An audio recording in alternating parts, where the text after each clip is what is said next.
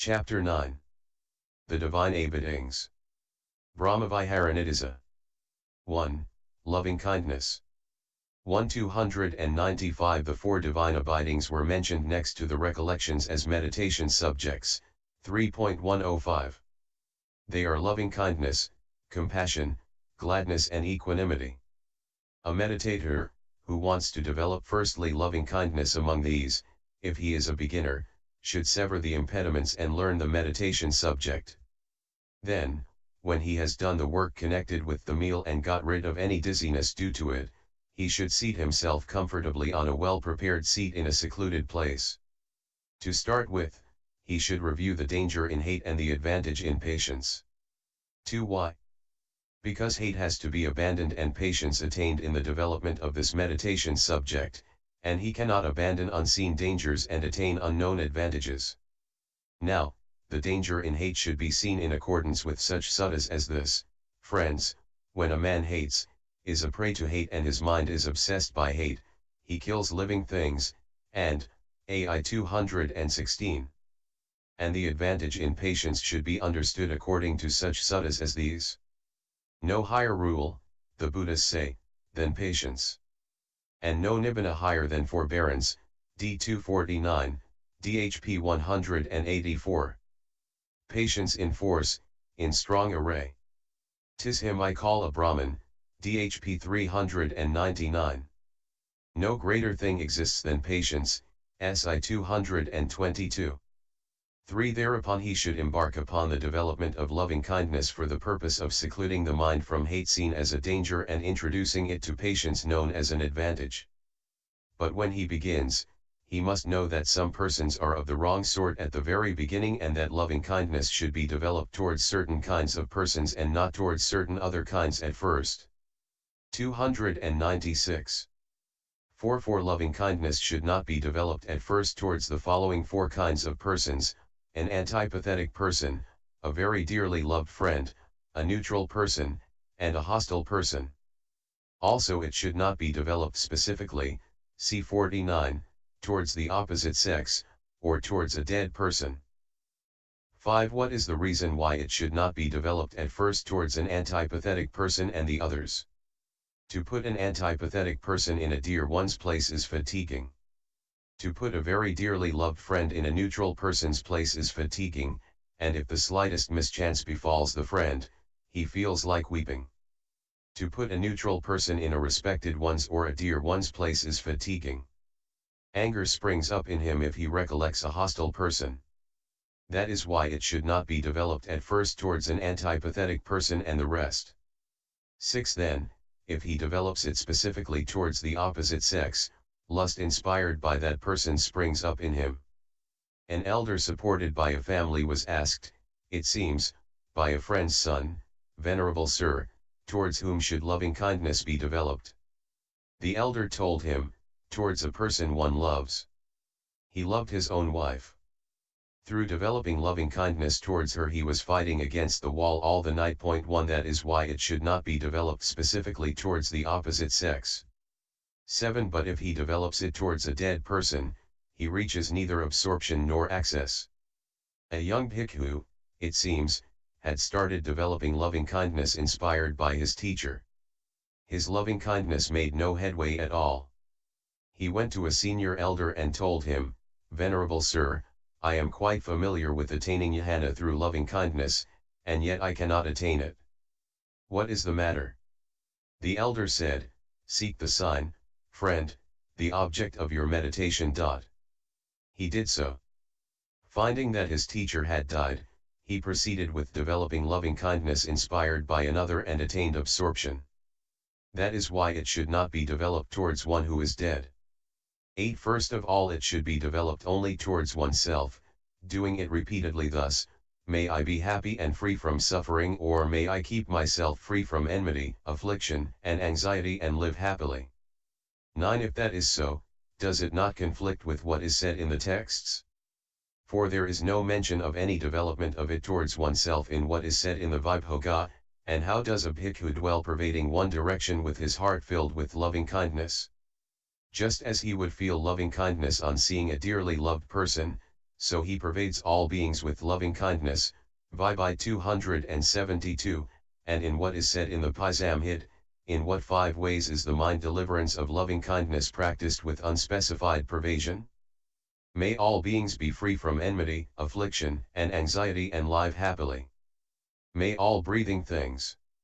297, all who are born, all persons, all those who have a personality be free from enmity, affliction, and anxiety and live happily, Payas 130, and in what is said in the Metta Sutta, in joy and safety may all beings be joyful at heart, SN 145.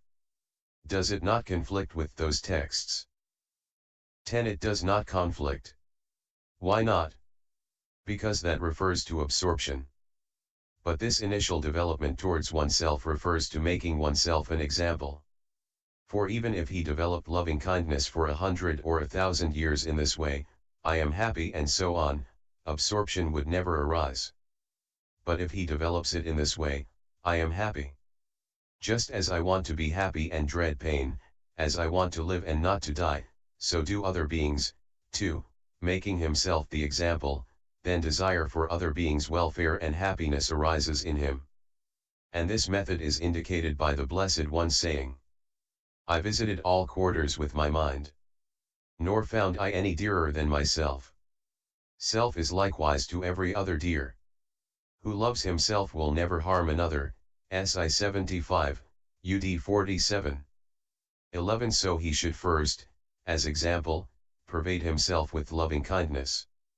Next after that, in order to proceed easily, he can recollect such gifts to kind words, etc., as inspire love and endearment, such virtue, learning, etc., as inspire respect and reverence met with in a teacher or his equivalent or a preceptor or his equivalent, developing loving kindness towards him in the way beginning, may this good man be happy and free from suffering. With such a person, of course, he attains absorption. 12. But if this bhikkhu does not rest content with just that much and wants to break down the barriers, he should next, after that, develop loving kindness towards a very dearly loved friend, then towards a neutral person as a very dearly loved friend, then towards a hostile person as neutral. And while he does so, he should make his mind malleable and wieldy in each instance before passing on to the next.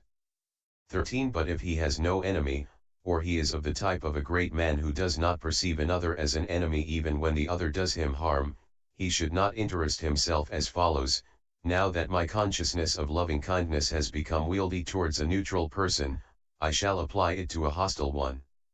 298. Rather it was about one who actually has an enemy that it was said above that he should develop loving kindness towards a hostile person as neutral. Getting rid of resentment. 14. If resentment arises in him when he applies his mind to a hostile person because he remembers wrongs done by that person, he should get rid of the resentment by entering repeatedly into loving kindness yajna towards any of the first mentioned persons and then, after he has emerged each time, directing loving kindness towards that person. 15. But if it does not die out in spite of his efforts, then let him reflect upon the saw with other figures of such kind. And strive repeatedly, to leave resentment far behind. He should admonish himself in this way, now, you who get angry, has not the Blessed One said this, Bhikkhus, even if bandits brutally severed limb from limb with a two-handled saw, he who entertained hate in his heart on that account would not be one who carried out my teaching. MI 129. And this, to repay angry men in kind, is worse than to be angry first. Repay not angry men in kind. And win a battle hard to win. The will of both he does promote. His own and then the others too. Who shall another's anger know? And mindfully maintain his peace, SI 162. And this, Bhikkhus, there are 7 things gratifying and helpful to an enemy that happen to one who is angry, whether woman or man. What 7? Here, Bhikkhus, an enemy wishes thus for his enemy, let him be ugly. Why is that? An enemy does not delight in an enemy's beauty. Now, this angry person is a prey to anger, ruled by anger, though well bathed, well anointed, with hair and beard trimmed and clothed in white, yet he is ugly, being a prey to anger.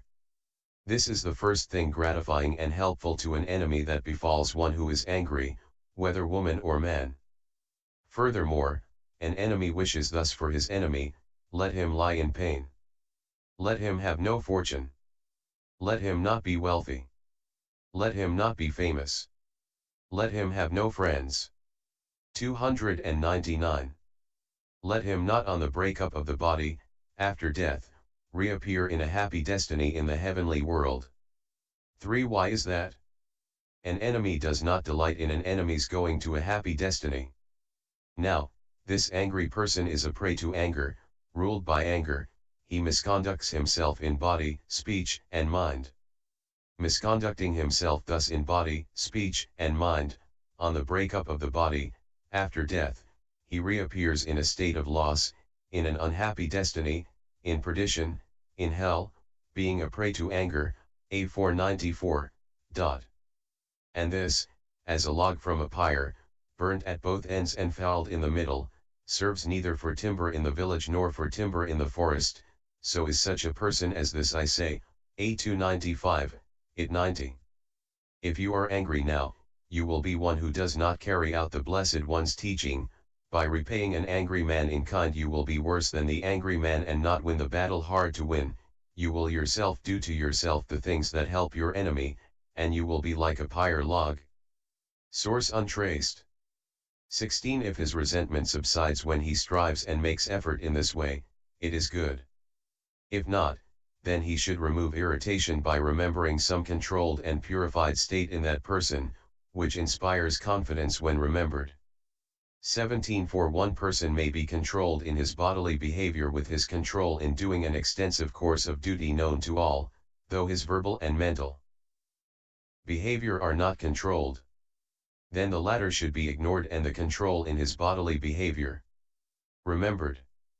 18. Another may be controlled in his verbal behavior, and his control known to all. He may naturally be clever at welcoming kindly, easy to talk with, congenial, open-countenanced, deferential in speech, and he may expound the Dhamma with a sweet voice and give explanations of Dhamma with well-rounded phrases and details, though his bodily and mental behavior are not controlled. Then the latter should be ignored and the control in his verbal behavior remembered. 19. Another may be controlled in his mental behavior, and his control in worshipping at shrines, etc., evident to all. For when one who is uncontrolled in mind pays homage at a shrine or at an enlightenment tree or to elders, he does not do it carefully. 300. And he sits in the Dhamma preaching pavilion with mind astray or nodding, while one whose mind is controlled pays homage carefully and deliberately, listens to the Dhamma attentively, remembering it, and evincing the confidence in his mind through his body or his speech. So another may be only controlled in his mental behavior, though his bodily and verbal behavior are not controlled. Then the latter should be ignored and the control in his mental behavior remembered. 20. But there may be another in whom not even one of these three things is controlled. Then compassion for that person should be aroused. Thus, though he is going about in the human world now, nevertheless after a certain number of days he will find himself in one of the 8 great hells or the 16 prominent hells. 4. For irritation subsides too through compassion. In yet another all three may be controlled. Then he can remember any of the three in that person, whichever he likes, for the development of loving kindness towards such a person is easy. 21. And in order to make the meaning of this clear, the following sutta from the Book of Fives should be cited in full. Bhikkhus, there are 5 ways of dispelling annoyance whereby annoyance arisen in a bhikkhu can be entirely dispelled. A3 186-90. 22. But if irritation still arises in him in spite of his efforts, then he should admonish himself thus: suppose an enemy has hurt you now in what is his domain, why try yourself as well to hurt your mind? That is not his domain. In tears you left your family. They had been kind and helpful too. So why not leave your enemy? The anger that brings harm to you, this anger that you entertain, is gnawing at the very roots of all the virtues that you guard. Who is there such a fool as you? Another does ignoble deeds. So you are angry, how is this? Do you then want to copy too the sort of acts that he commits? Suppose another, to annoy, provokes you with some odious act. Why suffer anger to spring up, and do as he would have you do? If you get angry, then maybe you make him suffer, maybe not. Though with the hurt that anger brings, you certainly are punished now. If anger blinded enemies set out to tread the path of woe, do you by getting angry too intend to follow heel to toe? If hurt is done you by a foe, because of anger on your part, then put your anger down, for why should you be harassed groundlessly? 301. Since states last but a moment's time, those aggregates, by which was done the odious act, have ceased, so now, what is it you are angry with? Whom shall he hurt, who seeks to hurt another, in the other's absence? Your presence is the cause of hurt. Why are you angry, then, with him? 23. But if resentment does not subside when he admonishes himself thus, then he should review the fact that he himself and the other are owners of their deeds, karma.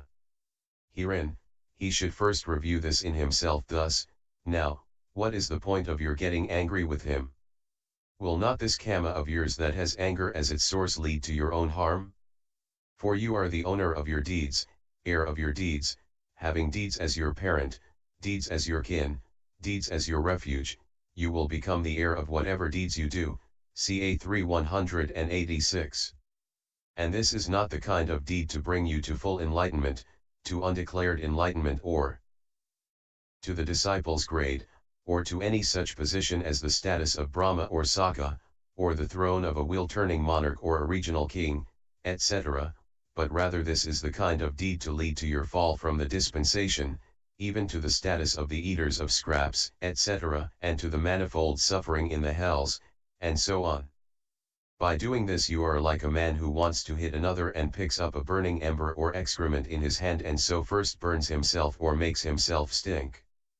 24. Having reviewed ownership of deeds in himself in this way, he should review it in the other also, and what is the point of his getting angry with you? Will it not lead to his own harm? For that venerable one is owner of his deeds, heir of his deeds, he will become the heir of whatever deeds he does. And this is not the kind of deed to bring him to full enlightenment, to undeclared enlightenment, or to the disciple's grade, or to any such position as the status of Brahma or Sakka, or to the throne of a wheel-turning monarch or a regional king, etc., but rather this is the kind of deed to lead to his fall from the dispensation, even to the status of the eaters of scraps, etc., and to the manifold suffering in the hells, and so on. By doing this he is like a man who wants to throw dust at another against the wind and only covers himself with it. For this is said by the Blessed One: when a fool hates a man that has no hate, is purified and free from every blemish. 302. Such evil he will find comes back on him, as does fine dust thrown up against the wind. DHP 125. 25. But if it still does not subside in him when he reviews ownership of deeds in this way, then he should review the special qualities of the master's former conduct. 26. Here is the way of reviewing it: now you who have gone forth, is it not a fact that when your master was a bodhisattva before discovering full enlightenment, while he was still engaged in fulfilling the perfections during the 4 incalculable ages and 100,000 eons, he did not allow hate to corrupt his mind even when his enemies tried to murder him on various occasions. 27. For example, in the Silavant birth story, JAI 261, when his friends rose to prevent his kingdom of 300 leagues being seized by an enemy king who had been incited by a wicked minister in whose mind his own queen had sown hate for him, he did not allow them to lift a weapon. Again, when he was buried, along with 1,000 companions, up to the neck in a hole dug in the earth in a charnel ground, he had no thought of hate. And when, after saving his life by a heroic effort helped by jackals scraping away soil when they had come to devour the corpses, he went with the aid of a spirit to his own bedroom and saw his enemy lying on his own bed, he was not angry but treated him as a friend, undertaking a mutual pledge, and he then exclaimed, "The brave aspire, the wise will not lose heart, I see myself as I had wished to be." JAI 267.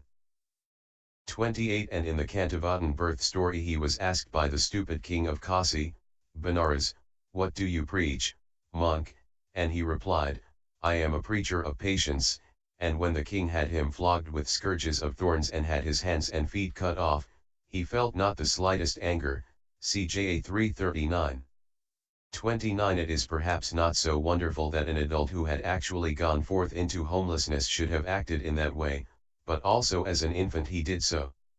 For in the Cua Dhammapada birth story his hands and feet were ordered to be lopped off like 4 bamboo shoots by his father, King Mahapatapa, and his mother lamented over him thus: "Oh, Dhammapala's arms are severed.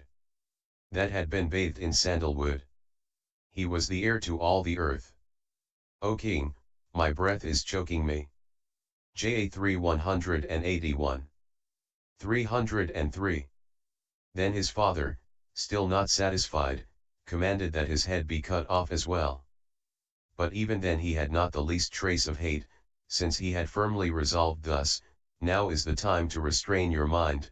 Now, good Dhammapala, be impartial towards these 4 persons, that is to say, towards your father who is having your head cut off, the man who is beheading you, your lamenting mother, and yourself." 30. And it is perhaps not so wonderful that one who had become a human being should have acted in that way, but also as an animal he did so.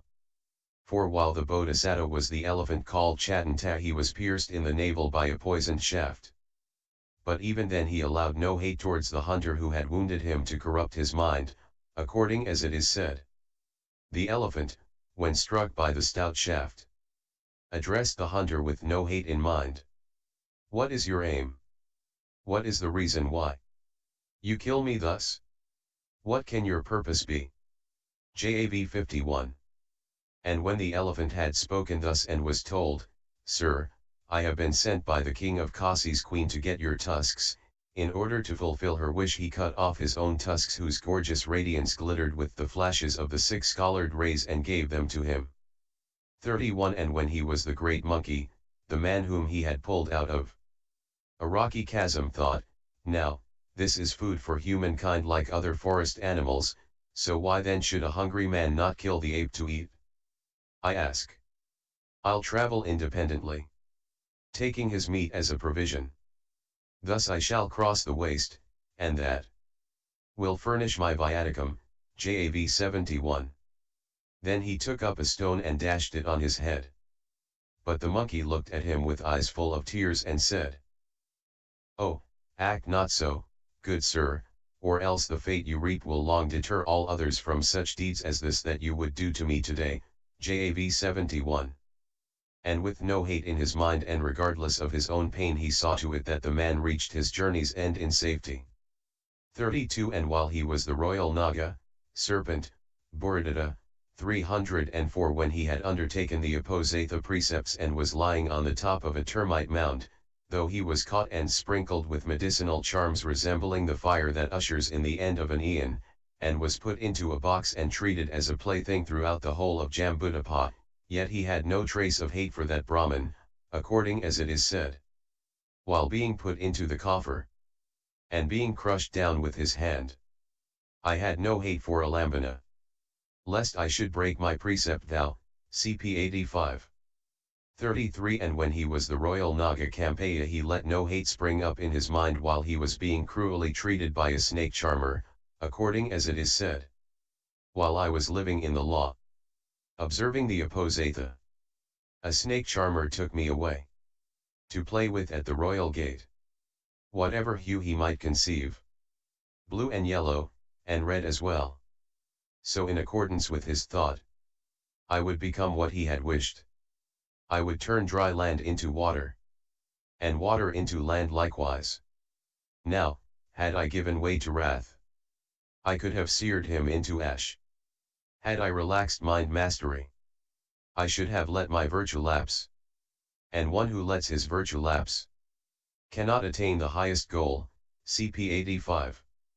34. And when he was the royal Naga Sayokapala, while he was being carried along on a carrying pole by the 16 village boys after they had wounded him in 8 places with sharp spears and inserted thorn creepers into the wound's orifices, and while, after threading a strong rope through his nose, they were causing him great agony by dragging him along, bumping his body on the surface of the ground, though he was capable of turning those village boys to cinders with a mere glance, yet he did not even show the least trace of hate on opening his eyes, according as it is said. On the 14th and the 15th too, era, I regularly kept the holy day, until there came those 16 village boys, bearing a rope and a stout spear as well.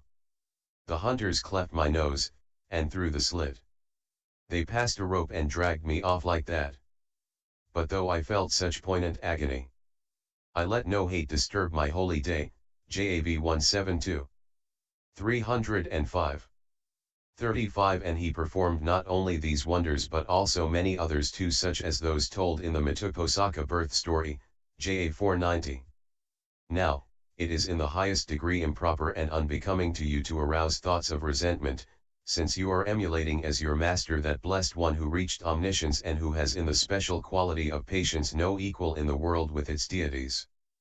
36. But if, as he reviews the special qualities of the master's former conduct, the resentment still does not subside in him, since he has long been used to the slavery of defilement, then he should review the suttas that deal with the beginninglessness of the round of rebirths. Here is what is said: Bhikkhus, it is not easy to find a being who has not formerly been your mother, your father, your brother, your sister, your son, your daughter, S2 189-90. Consequently he should think about that person thus: this person, it seems, as my mother in the past carried me in her womb for 10 months and removed from me without disgust, as if it were yellow sandalwood, my urine, excrement, spittle, snot, etc., and played with me in her lap, and nourished me, carrying me about on her hip.